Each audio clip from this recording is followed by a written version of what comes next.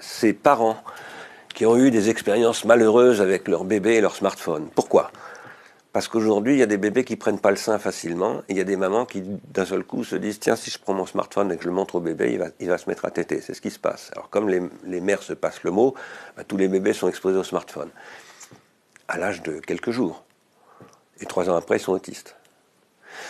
Ça, c'est une pathologie qui a été bien identifiée, c'est la pire, celle-là. Mais il n'y a pas que ça. Il y a beaucoup, beaucoup de mômes, malheureusement, partout, et pas simplement dans les classes populaires. Vous pouvez aller dans le 16e arrondissement, c'est pareil. À Neuilly, c'est pareil. Beaucoup, beaucoup de gens sont détruits par les smartphones, mais pas simplement les smartphones, disons par les écrans au sens large. Ça devient une pathologie extrêmement grave, et c'est de l'addiction, mais ça produit des ravages véritables, et sur les cerveaux des enfants, parce qu'un enfant, ça a un cerveau qui se développe, etc. Bon.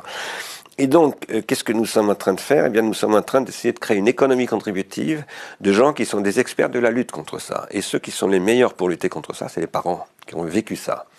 Là, on reprend le modèle des alcooliques anonymes, qui a été développé aux États-Unis. C'est Gregory Bateson qui l'a théorisé, l'anthropologue américain.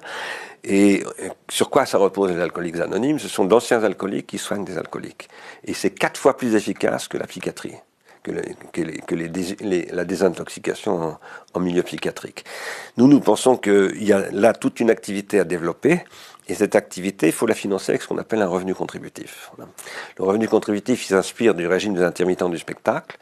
Il donne de l'argent aux gens pour qu'ils développent leur savoir, et il conditionne cette allocation de ressources au fait que ce savoir, ces gens vont le valoriser régulièrement, comme les intermittents doivent avoir de temps en temps un cacheton pour pouvoir faire leurs heures, comme on dit, leurs 507 heures tous les 10 mois.